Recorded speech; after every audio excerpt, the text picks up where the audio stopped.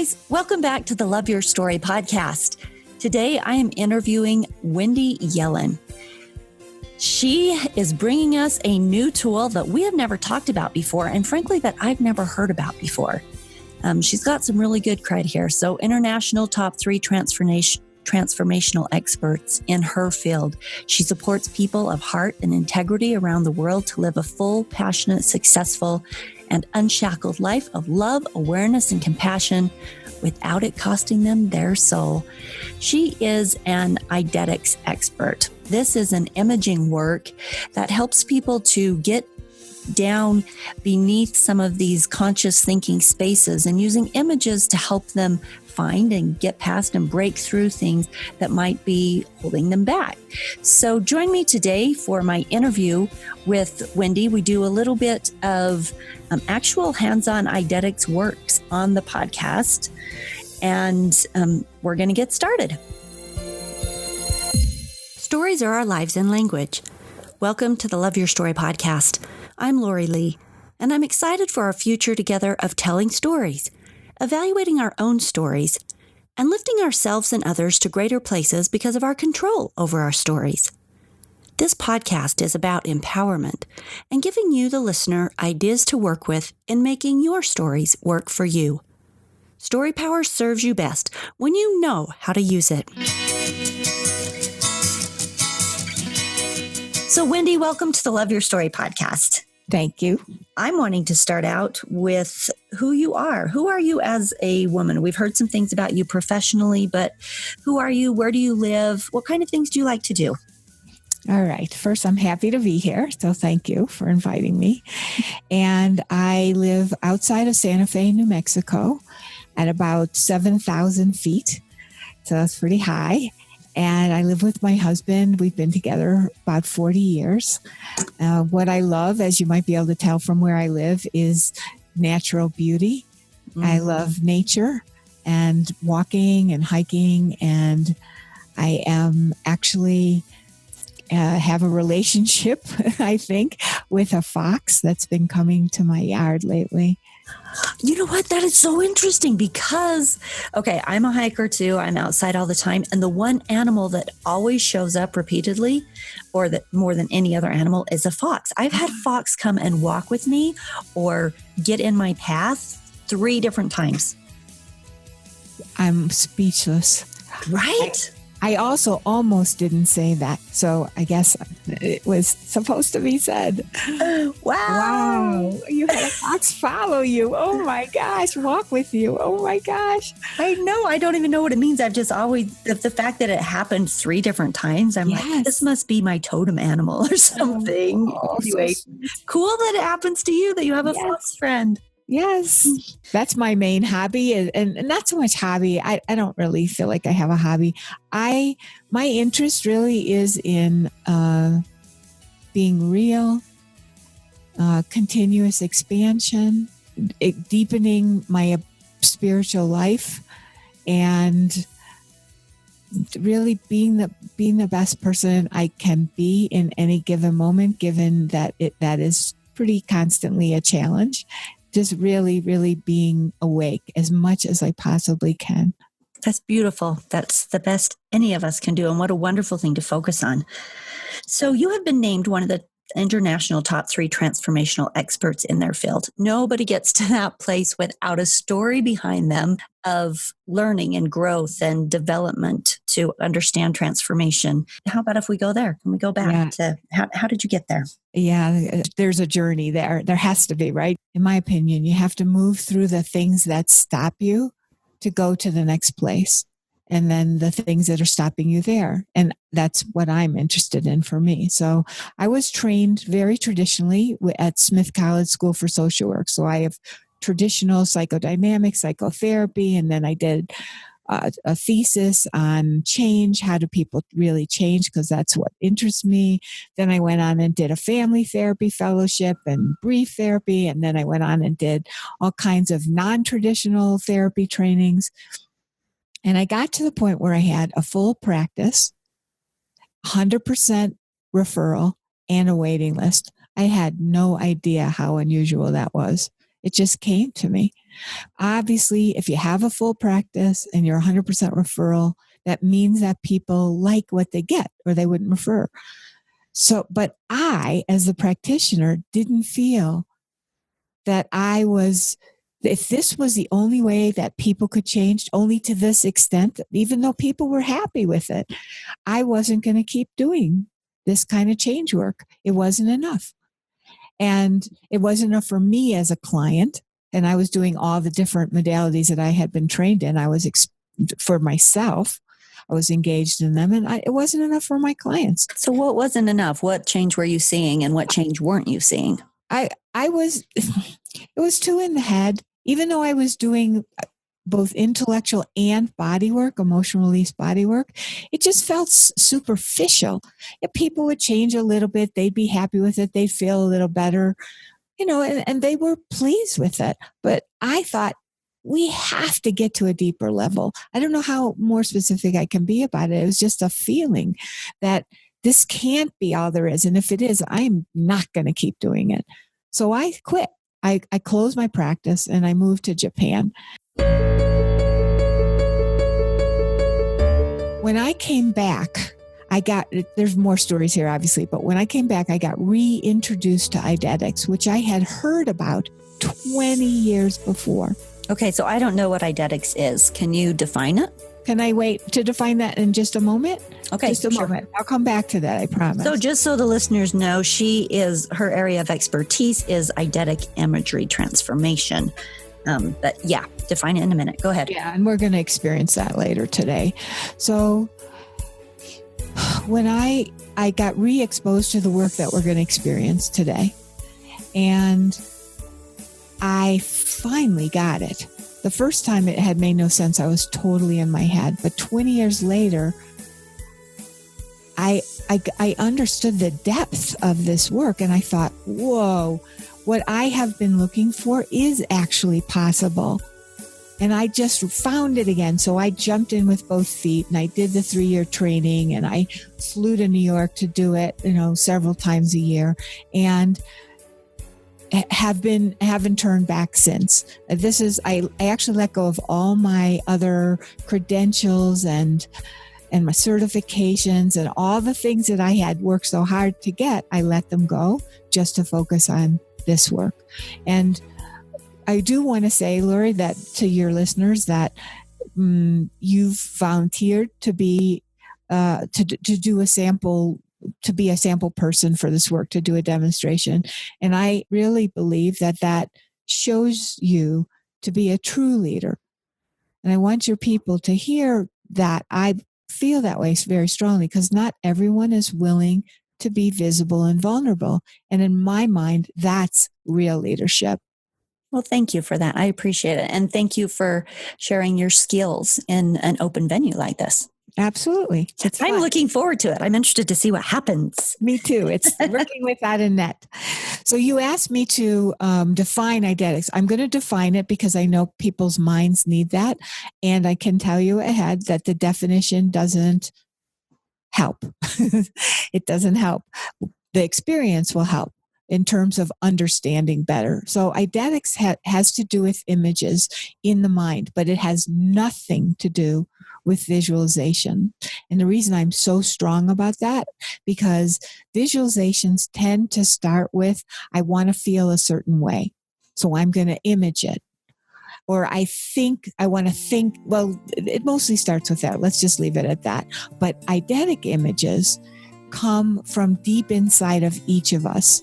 They're unique. Each one is unique. Each one is unique to that person.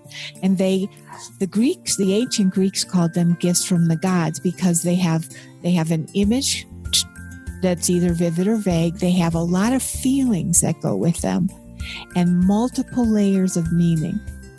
And the reason the Greeks called them gifts from the gods is because they understood the power of the images to reconnect you to the parts of us that got lost, the parts of us that got, let's say, buried under our own history. And the work is not processing. The work happens, the change happens through watching and feeling the image and staying out of analyzing it. And now I'll walk us all through that in a bit. Does that make sense as a definition? Yeah, I'm interested to see it in action too. So how did that work in your own life? Before we hop into the example, you were reintroduced to this, and there had to be some significant work you did with it on your own to really feel the power, right? Oh, well, absolutely. Well, first of all, you could never be a practitioner if you weren't really focused on your own work with it, because the mind is such a complicated beast, and you have to have some understanding of your own mind. So a couple things. One, my relationship. So I told you I've been married for 40 years, or with my husband for 40 years. And in the beginning, I was so in my head. I was angry at him. I figured pretty much 100%, 98% I was right and he was wrong. So what are you angry with him about? Anything in particular, or it's just that it's just frustrating and hard to live with another person? Yeah, it's frustrating, hard to live with another person, and I was right and he was wrong. It was like, pretty much everything. And I honestly believe that, even though, of course, I also knew that had to be impossible. And he was being himself, and I thought he should change. I know I'm not the only one on this podcast that thinks that. I just, if you would just change the way I think, you would be better off. We would both be better off, but that's not how life works. So common. So I was mentally divorcing him some gigantic percentage of the time. So one, I'm in my head all the time, and two, I'm mentally divorcing him in my head all the time. And then I'm not doing it though. And now you asked about the change. We didn't work. This is one of the things that's so fascinating about Eidetics. We didn't work directly on my relationship with my husband because I didn't want to. I wanted to work on my business, actually. But through the shifts that were happening to me in myself and coming out of my head, in being able to be more present and being able to actually see the way he gives me love, not the way I think he should give me love, but seeing and taking in and feeling the ways that he gives me love. That was really different for me. And so I began to appreciate him more.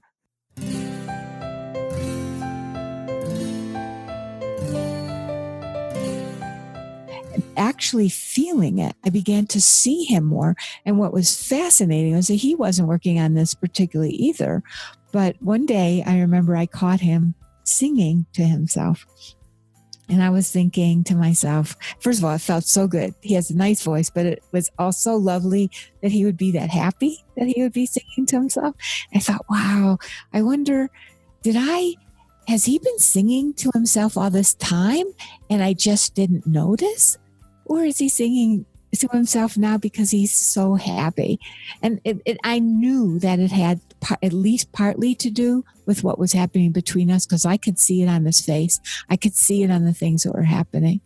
And so Eidetics helped you to do that? I mean, it helped make this major shift? Yeah, it helped, because one of the things it does is it helps us unlock the grip we have on what is. We have this gripped idea of this is the way things are, and the way I think is the way I need to make things, and I've got to change myself with my head. And well, if I just think differently, or we use logic and the conscious mind in ways they were never intended to be used, and they don't work. And that's why so many people say, well, I'll just think about it differently.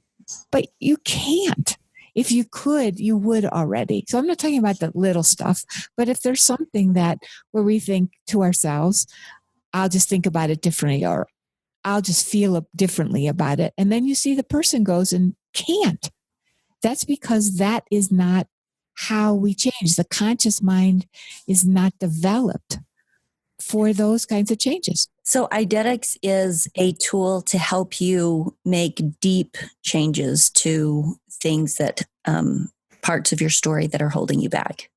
Is that accurate? Absolutely. It does change the story. It changes the way we feel about the story. It changes the way we think about our story. And it often changes other people that are in the story.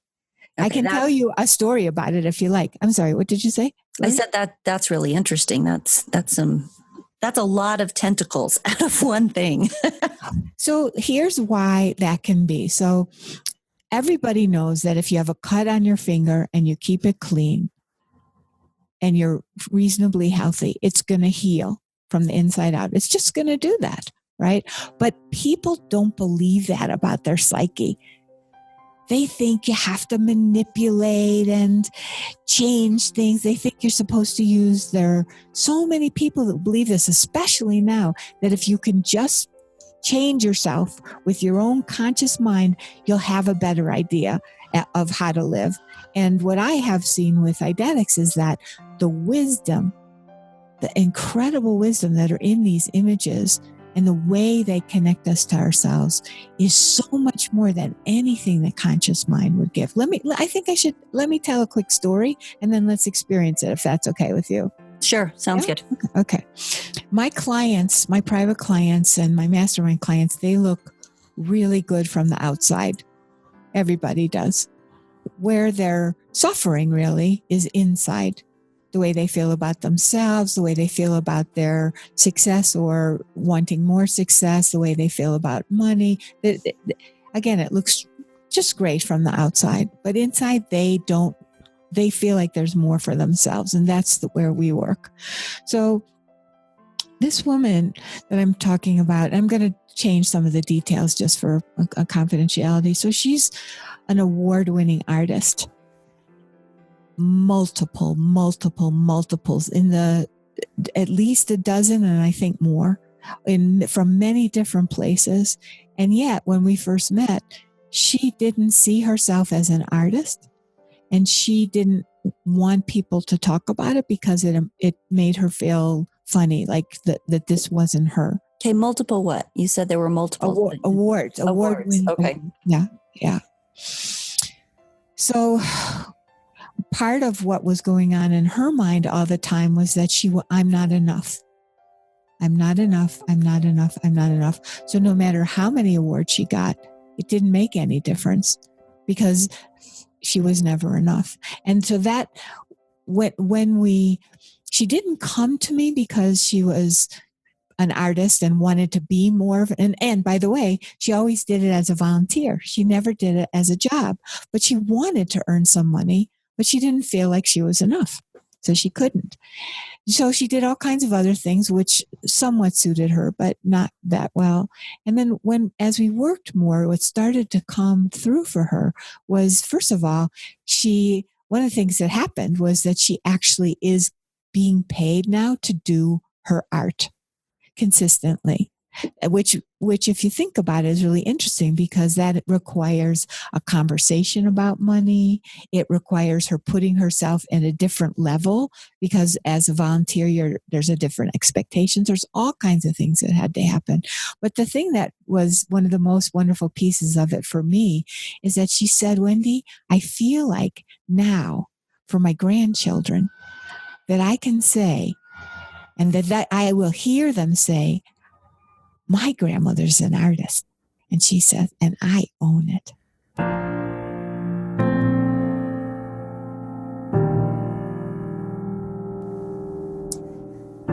Love that.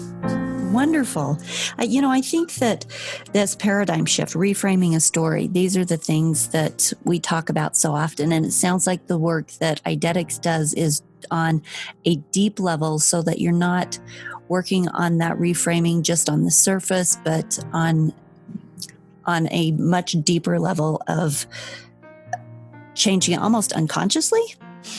Yeah, I would use a different word. I understand what you're saying about reframing because it actually happens organically. Okay. And you mentioned that when you were doing your work that you were focusing more on business, but that it automatically sort of bled into your relationship. Is that common that just doing Eidetics on any area of your life sort of makes changes in multiple areas? Yes, because we're not trying to just manipulate the way someone thinks or sees something specifically, because we're actually working at a level of the mind that's much deeper than that about the way that we hold back. And I'll go into that more in a bit if we have time. So because of that, the shifts, it's like that pebble in the lake, right? That because we're connected, all these different parts of us are actually connected. Like when I was too much in my head, which I'm much less in my head, but when I was too much in my head, not only could I not feel my husband, but I also couldn't feel like universal, whatever you want to call, God, Allah, Buddha, spirit, source, whatever you want to call it. I couldn't feel I couldn't feel that support either. So I always thought I had to do everything completely by myself, by the skin of my teeth and by the, clawing my way up. And I didn't know how else to do it. I had to either do it because I was smart and do it from my head, or do it from, spit and grit. And there's more than that, but I didn't have access because I couldn't let go of the way that I thought things had to be, if that makes any sense to you. Okay, so this is a totally new tool, and I don't even know what to expect, but let's go ahead and do the demonstration so that I can, so we can see. Yeah. That's a great idea. So I'm going to walk you through it. I'm going to walk your listeners through it too. So I'll make a couple suggestions here. So in a moment, we'll do an experience. So I'm going to work with Lori, and anything I suggest to Lori, you can try yourself. And then at the end, I will show you how to get a little bit more personalized way to actually do the image for yourself. First, let's start out so again, I'm going to ask Lori, and Lori, have you answer, and then everybody, you can have your own answer. What would you like to experience a shift in today? To you. Sure. Okay. So I've always had enough in my life, but at the same time, I also sense and believe in a full state of abundance. The natural state of God, of the universe, is one of abundance. And I sense that, and I think everybody does it to a different degree, but I sense that there is a way that I block that flow. Like I could have more, even more than what I have. And this isn't coming from a place of greed, really. It's coming from a place of wanting to remove anything that's getting in my way from this state of flow. I don't want to block anything. I have a spiritual understanding that I can receive anything and everything. And I really believe that, but whether it comes from past history or belief systems, or I don't know, but I think I have ways of blocking just a really open flow. So if that was something, can you work with that? Absolutely. And of course, that's, I'm sure a lot of your listeners are going to relate to that for sure. Whether you're blocking abundance or anything, love or confidence or whatever it is, we'll be able to look at that today. So I'm going to work with a very specific image for you, Lori. Okay. So now a couple things about working with an image. Eidetic images, the best thing you can do is not control them. Don't try to rein them in. Don't try to make them act a certain way. You give them free rein, like a thoroughbred horse. Whatever comes, that's what you see. The more you do that, the more you'll be able to get out of it. Second, you can do this with your eyes open or closed. Obviously, if you're driving, please don't do it with your eyes closed. And this one is going to have, there'll be some things about parents, but please hear this. This is not about history or memory. I'm going to say that again. It's not regurgitating history or memory. We're actually looking at consciousness here. So even though it's going to involve images of parents, we're looking deep inside ourselves. And I'll explain more about that as needed later. So again, this is really specific to Lori and what she's asking. So Lori, first, see your parents running in an open countryside from a time when you're growing up. See your parents running in an open countryside from a time when you're growing up. It doesn't matter if you never saw them move faster than a walk. It doesn't matter. None of history matters. Just wait.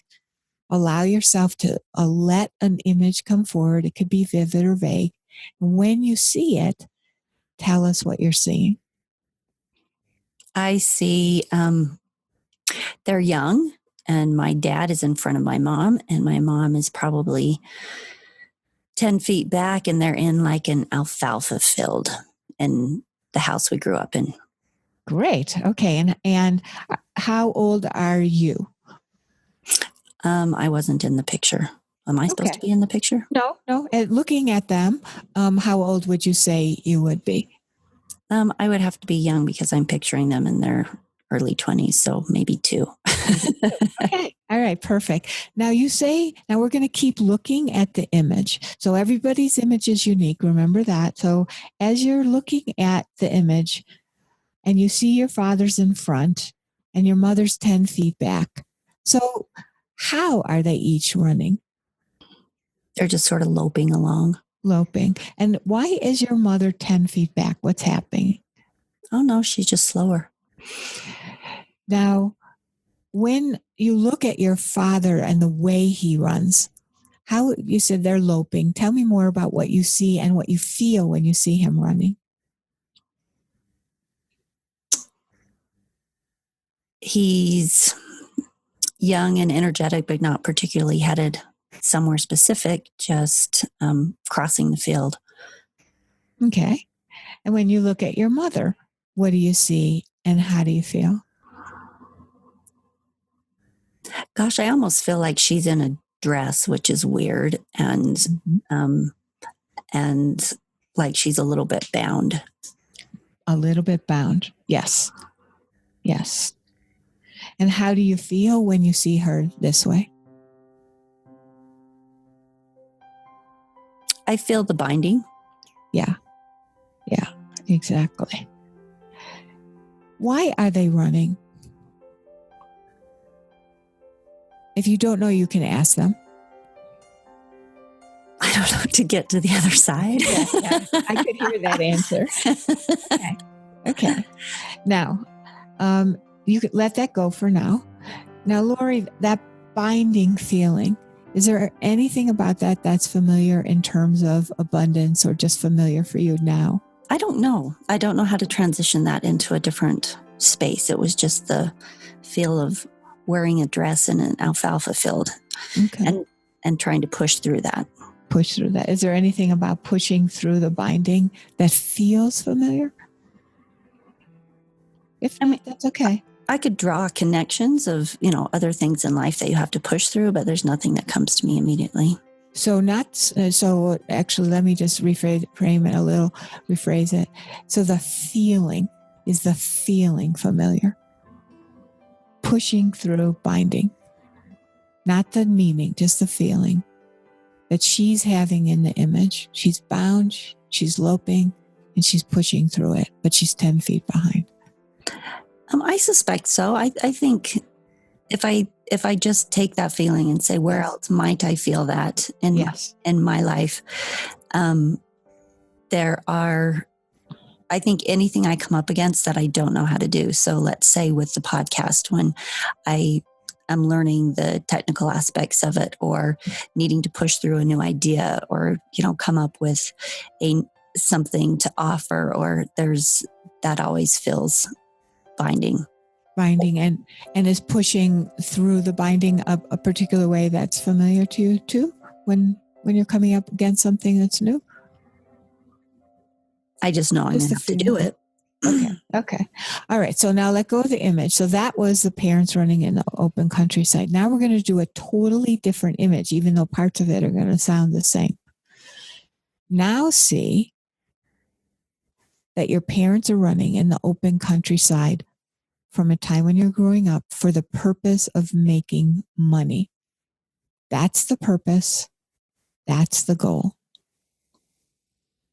What do you see? How are they running?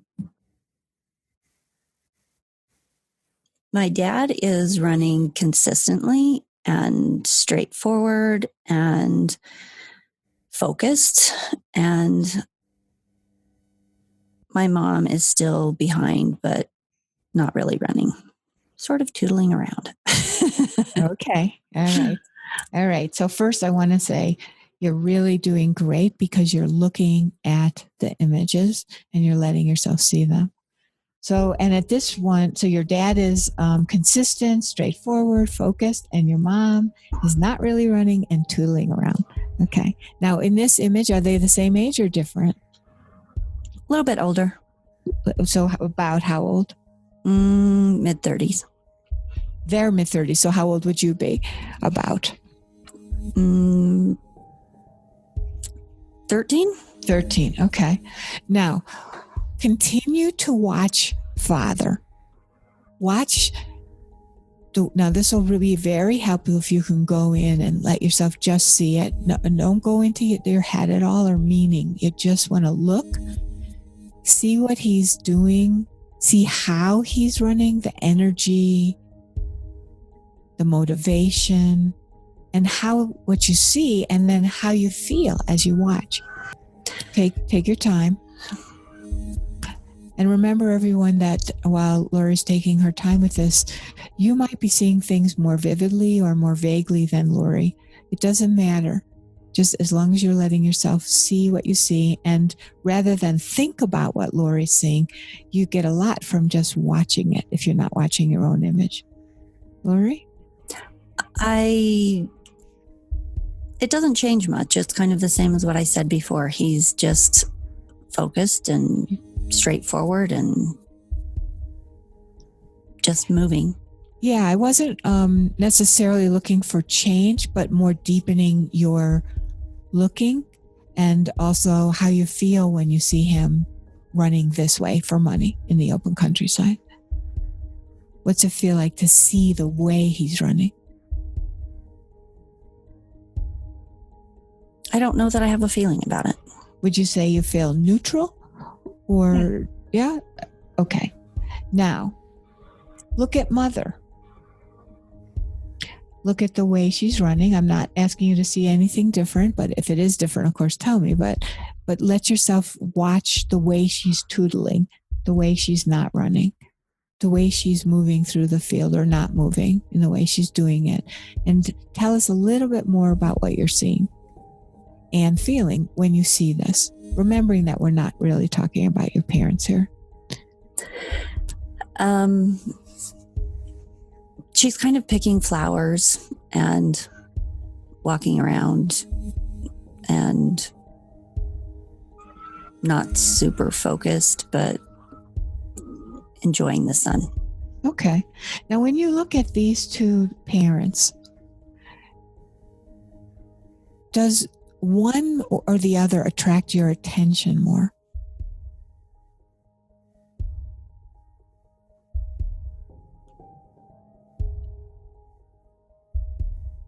I think the strength that comes from the masculine energy of my dad and his focus, yes, draws attention first, but I don't feel any negative feelings toward the feminine energy of not.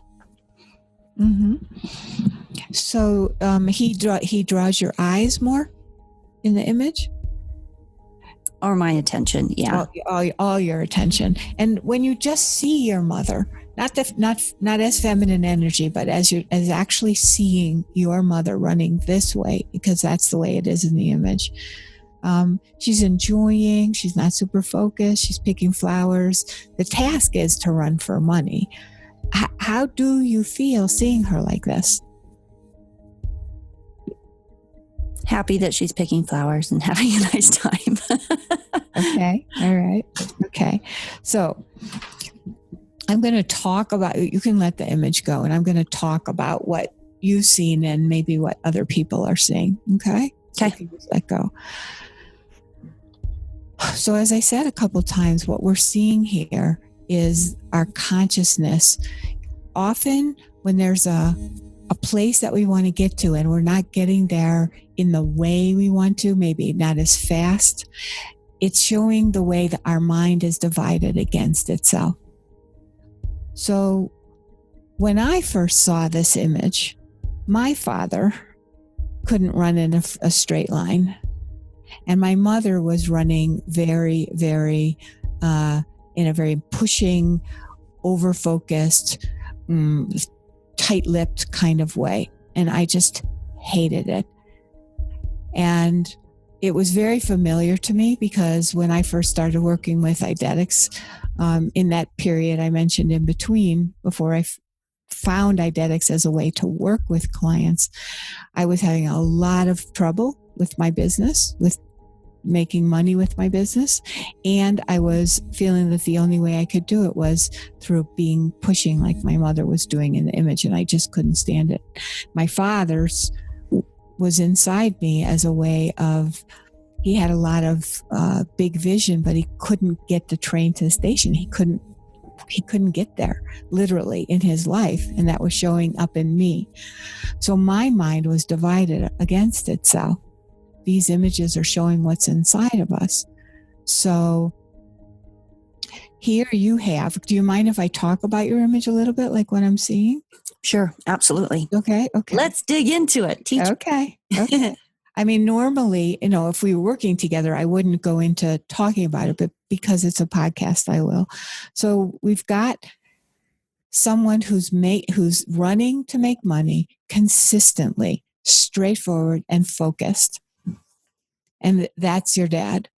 And that's where your energy goes. However, the other part of your mind isn't running for money. The other part of your mind is happy and enjoying herself, but not focused on making money. And you said, I want to understand what's blocking me. So I'm going to ask you to go in very deeply and see, do these two parts, the way you're seeing them, feel familiar to you in terms of the way you feel inside sometimes about blocking abundance? Why would they block it? Well, if your mind, let's go back to mine. If my mind has two sides of it, one that's pushing and tight-lipped and another that's, running around in circles and having a great time, nobody's making money in a way that I want to make money. Nobody's making money in an easeful way. That was exactly what I was doing. Exactly. So, I don't want to analyze it. I don't think that's the way to go. If you're not feeling connected to a familiarity with it, then I don't want to push it. Okay. I can see, and I don't know if this has any bearing at all. It's pretty easy for me to make connections with things, but I can see there are certainly times when I'm making money or focusing on work that there's definitely, everything I do is commission based and I'm self-employed, and so there has to be, there are times of great stress involved with that. There are times of great focus, and then there are times also with the flexibility that gives me that I can go out and be picking flowers. So I can make those connections, sure. But I don't know that that's necessarily. Let's go different. Let's see if we can pull this in a little bit. When you see your image again, where she's running and tootling, or she's not running and tootling and picking flowers, and he's focused and consistent and straightforward. She's quite a bit behind him. Is that correct? Correct. Okay. So does she need or want help in this image? No. Okay. Ask her in the image, are you running for the purpose of making money or not? And see what she tells you. She's not. Okay. So let's stop there. Because again, I don't want to push this into analyzing. So we've got a part that is and a part that isn't. And one of the things that happens with people, I'm going to go more general here, Lori. One of the things that happens with people and work is that there's a lot of pressure and stress to do things in a certain way and then go and play or have fun after. And yet, how could we truly have abundance in all meanings of the words if those things aren't integrated in our life more and more? Does that make sense to you? Yeah. So how do you integrate them more? Well, what we're seeing here is the mind not integrated. So if you were, and again, that's exactly what I saw. You said, I'd love to remove a few blocks.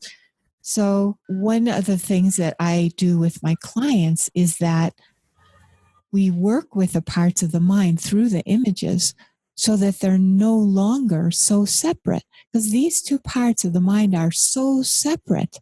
And your mother doesn't even want help. You know, you've got the strong ability of your father, but the mother part, and I'm not saying it's your mother, it's just part of the consciousness, is not focused on it, wants to have just fun. It's fine to have fun, but you can't, if you separate them, that leads to burnout. When they're separate like this, it leads to burnout because there's not enough pleasure in life to have the abundance make any sense. It just doesn't feel good enough. And I am purposely taking this off the focus of you because this is what people experience. This is rampant. Okay, so how do you bring these two together then? Because in a way, it almost feels like that it would be healthy to have a side of you that was open and, okay with playing and relaxing, and then another side that could be focused on the creation of money or abundance, and that actually both represent a type of abundance. One is an abundance of, um, you know, flowers and relaxation and whatever that is symbolizing. And then the other is more monetary based. And that would almost seem a little bit balanced. But what I hear you saying is that if you can integrate both of these into one way of constantly being, that you find more satisfaction in the flow. Is that what you're saying? I would say it a little differently, because these images are not metaphors or representations. They are actually our consciousness. So for me, for example, when I was trying to do a business in my mother's way, the way that I was seeing in her image, where she was so tight-lipped and running so stiff, it was really the way I was feeling about my business and the way I was feeling about myself. That didn't mean that I wasn't having fun other times, but my fun part, my visionary part, was blocking me from, I was only focused on my visionary part, and I wasn't doing the things I needed to do. In other words, I was more focused on my dad's part rather than my mother's part. And so what was happening is I was experiencing what I was seeing in my images. I was experiencing that I had lots of great ideas, but I couldn't get them done in the way I wanted to because I kept being like my mother. So this isn't about having two sides of yourself integrated. The way you put it before, it's about experiencing what's literally going on inside, not a mental understanding it. But so let's talk about one time a person said when she was doing an image that was similar to this. She said she had to cross the road and there was a truck, and there were too many trucks in the road, and she literally sat on the pavement and couldn't move. And she couldn't do what she needed to do in her business. She was completely stuck. So she was trying to do some things for her business, but she couldn't. So her image was showing her the activity inside. And that's part's really hard to look at. So I sense that this isn't making enough sense to you. So what part can we pull apart here so it'll make a little bit more sense? Because I really feel like it's not yet for you. Okay, so you said you don't want to analyze it, but maybe the way my brain works, I need to have you analyze it. So these are two different parts of me, of my psyche. Is that? Yes. Okay. This is what, if we were working together, we would do this in a different way. However, because this is a podcast, so it's a little bit artificial. Okay. So if this were me, And I understood eidetics the way I understood it right now. I would feel, wow, there's two parts of me fighting that are not in tandem, and they're not helping each other. They're literally not even interacting. One part of me feels happy. One part of me is consistent, focused, and moving straight forward. And they have nothing to do with each other. And then I would ask myself, well, is that how I feel in my life, that it's a little bit separate? And is that working for me? That's what I would do if it were my image. Okay. And then let's say, in this case, let's say it's not working because I'm trying to find like which blocks to move, right? What do you do with that? If that's not working, then what do you do? So that's where the work is. That's where we open through eidetic images. That's where we literally look at this image and many other images to allow the mind, just like I mentioned before about the finger healing itself. As you keep watching images, they literally will take you to the place inside yourself that has the answers, that has the resolution, that has the bringing together of these two parts. So your work in eidetics then is leading your clients through this process of the different images. We find images, it's too much to go into right now, but we find the specific images for that person, for what they want, to help them resolve the divided mind, where we're working against ourselves. Like what most people do inadvertently and unconsciously is they destroy what matters most. Oh, that's really interesting. Tell me more about that. Well, you have people have a relationship, and yet they're mean to the person. They have a relationship, but they ignore the person. They have somebody that they love, but they don't even take the time to experience and express it in a real way. That's what a lot of people do. Or they have a business and they say, hey, yeah, I know what to do. I'm actually pretty capable in my business. I can do these things to market my business. I think I'm going to go play some electronic game on my phone. I'm going to go check in on Facebook, but I do know what to do. Oh, my money's not so good. I know what to do, but I'm not going to do it. That's what most people do. I would agree with that. So what do you do about that? Well, what I do is people that want to work with me, we work it through. I mean, I can't, I can't, what can I say? That is why I do the work I do, because you can't just tell somebody who's destroying what matters, stop. If they part of them knows they're doing it and they can't stop, or they would have. It comes to mind, I was speaking with a life coach the other day, and we were talking about self-sabotage, right? And in my life, that comes up more often in like dating, right? Like I start getting nervous about somebody, and then I'll try to find all the faults, or I'll do something to try to protect myself, really. Yes. Is what it comes down to. But that self-sabotage, I think, probably pops up. That's what you're talking about in a lot of different places in our lives. Absolutely. That's what we do. And then the other thing we do is we start doing things like we practice being exactly like a parent behaved in a way that we hated. So why does that happen? Why do we self-sabotage?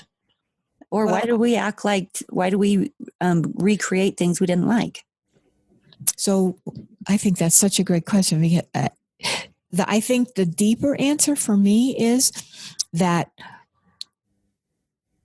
this is what I've learned through my eidetic work. When you open up that area where we're working against ourselves, sabotaging ourselves, there is, in my opinion, always a place underneath where there's more of the person that can emerge. So that's why the Greeks called these gifts from the gods, because that's the gift.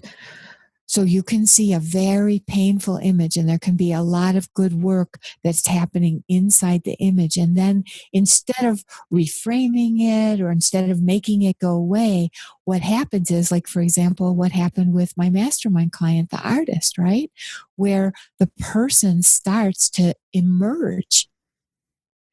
That place that's stuck, that's sabotaging, that's divided, there is an incredible other aspect of the person underneath that. That's why it's so important not to try to just push it away or quote unquote resolve it, because there's so much more. So those spots are actually the places that are kind of the place markers of right beneath this spot is a treasure that you need to find.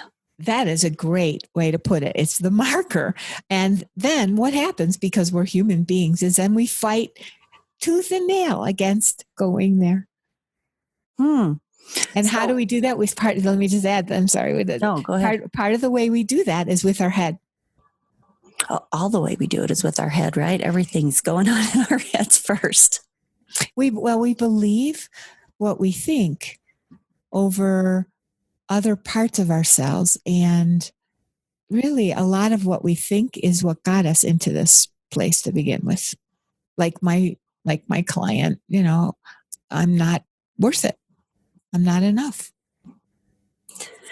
Which, of course, all of those stories, those internal stories that we're creating, create our reality for us. And that's the place we function from. So I love this idea of there being place markers, first of all, so we know where to dig for the treasure. I love that there are tools such as, the eidetic imagery transformation that you're doing that can help us dig down. And I love the concept that maybe our places where we are the weakest, or the places where we're stopped up, are actually the spaces where there's some of the most potential. And again, because people do this so much, we'll fight against it. Some of the hardest places I fought against my eidetic person was when the quote unquote good stuff was inside me, was just about to come up. Oh, and boy, what did I want it? And oh boy, was I not going to let it come. It's amazing. So why wouldn't you let it come? I don't know if I know the real answer. I do think it is part of our human condition, so to speak. And yeah, I think it's part of how we are human. It just isn't the only way that we can be human. So one of the things that you often say is we didn't come here for a life half lived. Tell us about that. I'll go back to the story about my husband. So I remember one time early in our relationship, I was just pissy about something, and in a really, really bad mood. And he wanted to take me into his arms on his lap. And there was a part of me that just wanted that so much. And I wouldn't let him. I felt like about a 5-year-old. I wasn't going to let him do that. And I wasn't going to let myself feel better. Had I done that, so by doing that, I was half living. What I wasn't allowing in was that connection and that love, and also probably feeling my own feelings even more, which I was bound and determined not to do. So I protected myself and I lived half. That's one example. Okay, so the life half lived is sort of indicative of what we're talking about, where we're living on this surface space where we don't understand the potential that's beneath it. We're not living up to that. We're living in this protective, more self-sabotage space that's us, but not the full us. Yeah, and for a lot of people, it's going to feel very familiar and on a certain level safe. Oh, sure. Yeah, that's why we're there. Yeah. And so, like I said before about my clients looking good on the outside, so those things are in place. Yeah? The relationship, maybe kids, family, work, health, pretty good, all those things are in place, but that's not for me and the people I work with, that's not enough. Okay, so as we wrap things up here, let's end with that. Where are you now? You've done this Eidetics work. You have transitioned out of a practice that you didn't feel was going deep enough, and you've created one that is through the Eidetics work. You are living your life full. I'm assuming you're feeling like that's full. You're out of that half-lived state. And what are you doing now? What does that look like? You have a full-time client base, and that's what you focus on, or what areas are you focusing on yourself also? I'm not totally sure I know where you want me to go with this. Are you saying like what's most important to me right now? Help me understand. So we've gone from where you were, and then we've looked at what Eidetics is, and talked about that. And as we close up, I just want to know, where are you at in your story now? I'm into continuous expansion. I'm into seeing where I'm stopping myself, to seeing where I'm fooling myself as much as I possibly can. And believe me, I still do.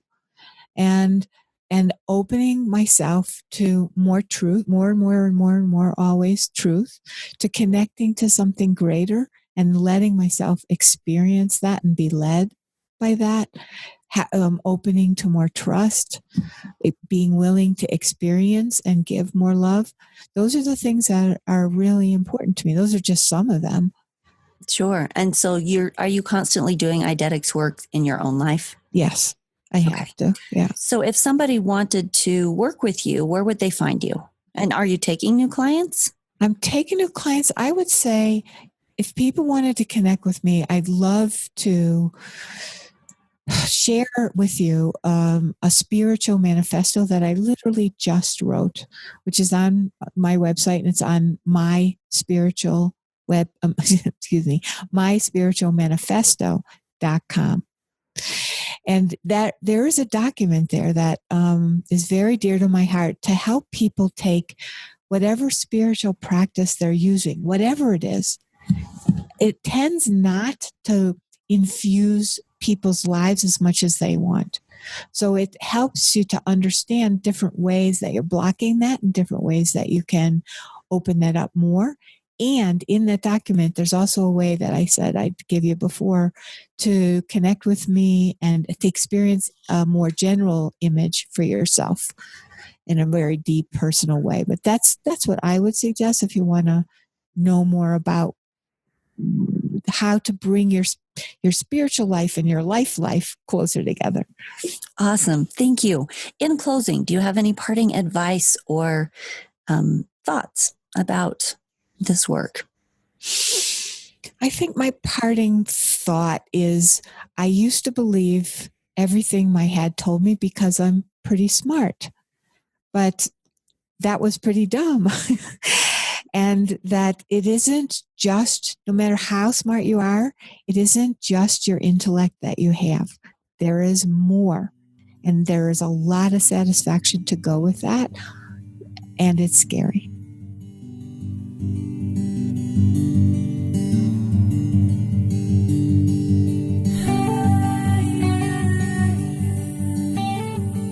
So be courageous and delve into the other aspects besides just the mind in order to live your fullest life. I don't see how it could be any other way. Nicely said. Thank you for being here with us, and thank you for sharing your skill set. And your eidetic imagery transformation is completely new to me, so it's been very interesting learning about it. Thank you. Thank you. As I end this interview with Wendy, I want to bring back the main takeaway here, which is there are many tools and many, many, many types of people. And the point is to find the tool that works for you. So on Love Your Story podcast, we are often always talking about story tools. And this is another one that I wanted to present to you as an option. If it's something that connected with you, great. Seek Wendy out. If it's not, consider it as the Love Your Story tool table, something else that I've thrown out, and know that as we discuss and talk, that different tools are going to touch base with different people, and you get to use the ones that work for you. And we see this a lot in the 21-day Life Connection Challenge also. As you go through that 21-day challenge, every day you get a new life tool to practice with for that day. And they're fun and interesting, sometimes simple, sometimes complex, but they're tools that help change your story or add connection or add love or create different things that you might not create without that challenge. But what happens at the end of that challenge is you have tested 21 different tools. And inevitably, I find that those who go through the 21-day challenge end up with a handful, maybe 3 or 4 per person, maybe 1 or 2, maybe 11, right? But ones that really work for them and connect with them. The point being is that everybody has different ways of doing life, different ways of perception, and there are lots and lots of tools out there to use and that are going to connect for you. So if Eidetics is one of those, seek Wendy out. She is very experienced in this, and that practice is based on ancient Greek knowledge and mixed with some 21st century science, and her expert use of the eidetic images in helping business people and helping people get past these unseen vulnerabilities that have been holding them back. She's very adept at that. So I hope you got something out of today's discussion, and I wish you all the best out there this week, finding the tools and using the tools to make your best life story. And we will see you next week on the Love Your Story podcast.